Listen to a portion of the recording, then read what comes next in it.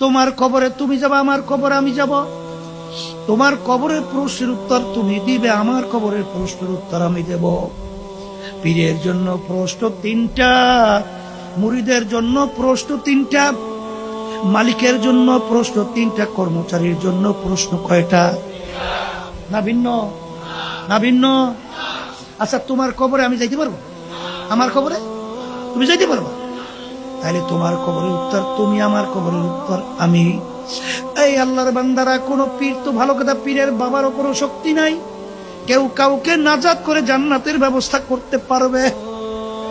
যদি পারতো, আল্লাহর রাসূল সাল্লাল্লাহু আলাইহি ওয়াসাল্লামের চেয়ে বড় পীর ওলি গাউস কুতুব দুনিয়াতে কেউ আসেও না, আসবেও না। আসে?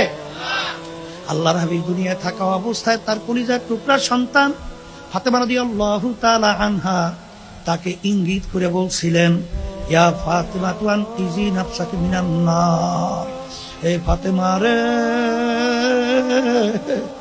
দুনিয়ায় থাকা অবস্থায় নিজে আমল করো, জাহান্নামের আগুন থেকে বাঁচো, এরপরে অন্ধকার কবরে যাই আসো।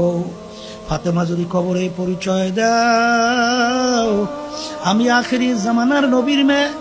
আল্লাহ রাসূল সাল্লাল্লাহু আলাইহি ওয়াসাল্লাম বলেন, ফাতেমা রে, এই পরিচয় কবরে কোনো কাজ হবে না।